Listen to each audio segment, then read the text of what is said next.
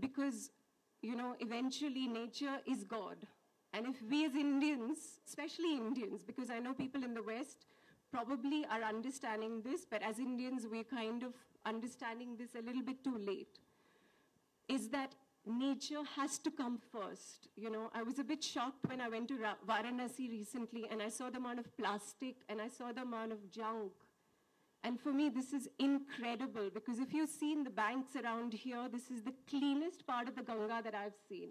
And this I love, because if we don't celebrate nature and we don't respect it, with all the materialism, with everything going on in the world, we're not going to have much left. So I am so grateful for this message of saving the environment, of respecting our traditions, celebrating it, and yet looking forward and connecting to the West and blending the East and the West. And as always, I feel like I've come home every time I come here. So thank you guys, thank everybody here, because, you know, it's everybody together who collectively creating this incredible experience. Thank you, all of you, so much. And thank you so much, Deepika. It's a...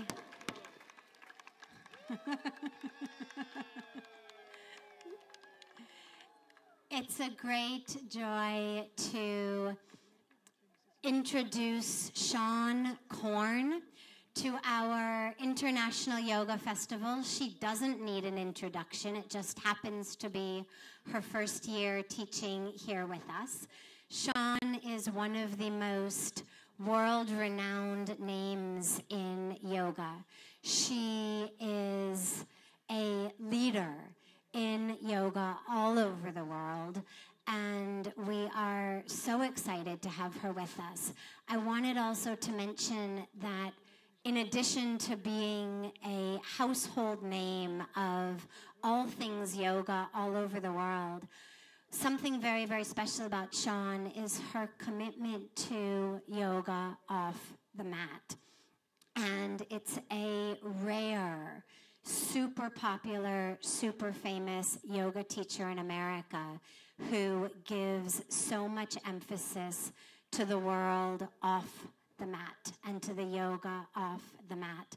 And that's really what makes Sean stand so beautifully apart and in such a way that we just are so excited to have her here with us. So, Sean.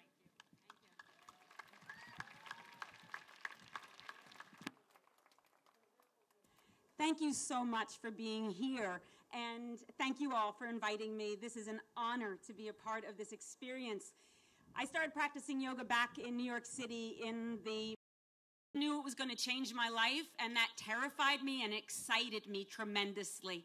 The first time I came to India and put my foot in the Ganges and breathed in the air in Rishikesh and felt the prayers that have been sung in these mountains, in this water, in the air, reverberate through my body, I knew that yoga had been a part of my consciousness. Perhaps not a part of my religion, perhaps not a part of my ethnicity, but absolutely a part of my soul that continues to provoke, evoke, and bring me home to the mysteries. I can only pray that you have that similar experience as you practice this week together, that you get a sense that no matter where you're from in the world, Japan, Scotland, Israel, United States, Ukraine, that you have a sense of the interdependency that binds us all as one. The other reason that I came here is because of Swamiji and everything that gets done here. As a social justice activist, I have been confronted with the mainstreaming of yoga in the United States and throughout the world and the commodification of yoga and spirituality. I understand the importance of this and the way it attracts so many people, and what I'm so grateful for is the commitment that this ashram and the people who are involved in this organization have to inclusivity and diversity, and using their platform, their resources, and their relationships to make a difference in the world, whether it's environmental, education,